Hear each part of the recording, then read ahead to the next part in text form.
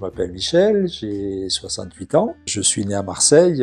J'habite Clermont-Ferrand maintenant depuis une quinzaine d'années. Actuellement, je suis inspecteur d'académie, donc inspecteur pédagogique régional, c'est le nom complet. Ma discipline, c'est les lettres, donc l'enseignement du français.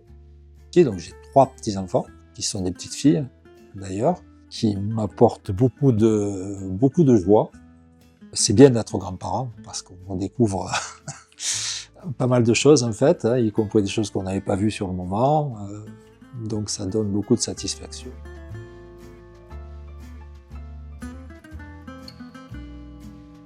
Les premiers symptômes de la fibrillation atriale sont apparus il y a une dizaine d'années. C'est le conseil que m'a donné mon cardiologue de porter une montre, un enregistreur, une montre connectée, que j'ai d'ailleurs toujours. Bonjour, je suis le docteur Abiel Rubsaer, je travaille au CHU de Clermont-Ferrand en tant que cardiologue. Je suis spécialisé dans la prise en charge des troubles du rythme cardiaque. Alors, la fibrillation atriale, c'est une arythmie cardiaque qui entraîne une activité électrique anarchique. Elle expose les patients à 2 problématiques majeures, dégradation de la qualité de vie par les symptômes qu'elle va générer, mais également pour certains patients, un surrisque d'AVC et d'évolution vers des maladies cardiaques. Conseiller à Michel d'investir dans une montre connectée avec une fonction électrocardiogramme, ce qu'il a fait, ce qui nous a permis de très rapidement obtenir un électrocardiogramme durant la crise, qui est vraiment la clé de voûte de la prise en charge, puisqu'on a pu enregistrer et confirmer le diagnostic.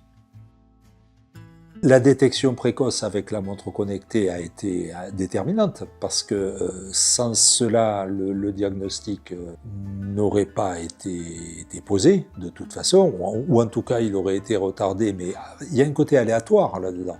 Je sentais des choses qui battaient de façon irrégulière. Et puis il y a eu d'autres symptômes aussi, des moments de faiblesse, avec le cœur qui battait aussi, mais ça s'accompagnait d'une grande faiblesse. J'étais obligé de m'asseoir, des sortes de tremblements. Les symptômes ça s'est délimité, en fait. C'est devenu des crises d'arythmie. Ça a duré de plus en plus longtemps et c'était de plus en plus gênant jusqu'à durer parfois toute la nuit. À la fin, c'était carrément épuisé, c'était fatigant. Et cette triade de symptômes, notamment en va-et-vient, est très évocatrice de la fibrillation atriale. Et on dit à ce stade qu'elle est paroxystique. Quand on est mis au courant du diagnostic, il y a 2 choses qui se passent. Il y a d'une part une forme de soulagement, parce qu'on sait ce qu'on a, et puis après, il y a une inquiétude, effectivement, parce que c'est de la fibrillation atriale en plus. L'inquiétude majeure, c'est de savoir ce qu'on peut y faire. Qu'est-ce que ça va impliquer? Qu'est-ce qu'il va falloir faire? Est-ce que c'est curable, etc. On a à disposition aujourd'hui pour traiter la fibrillation atriale des médicaments, ce qu'on appelle des antiarythmiques, qui permettent généralement de contenir l'arythmie pendant quelques mois ou années, finalement retardent l'échéance vers la prise en charge par ablation.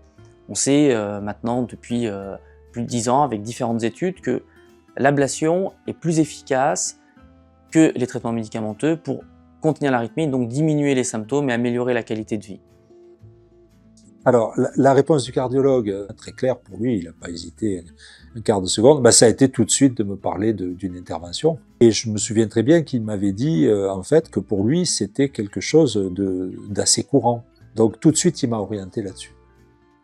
L'ablation, ça consiste à créer ce qu'on appelle une isolation des veines pulmonaires. Le principe, c'est de déconnecter ces veines pulmonaires du reste du cœur qui, lui, est sain.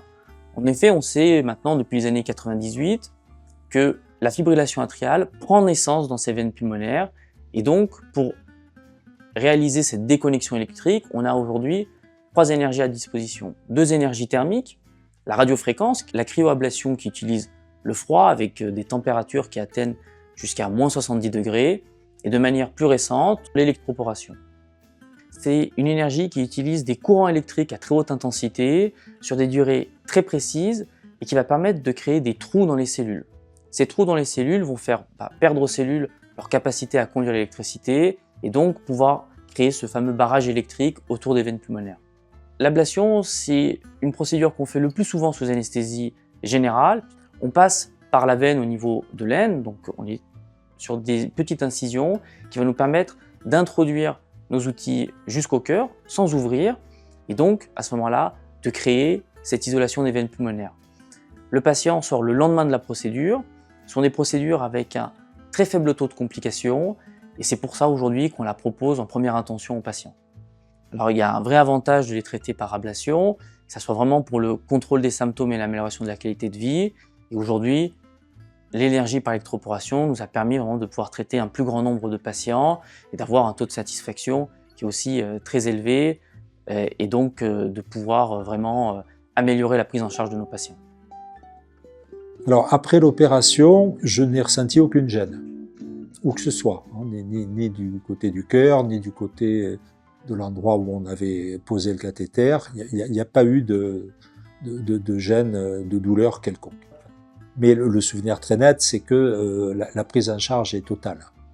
On est pris en charge à partir du moment où on rentre effectivement.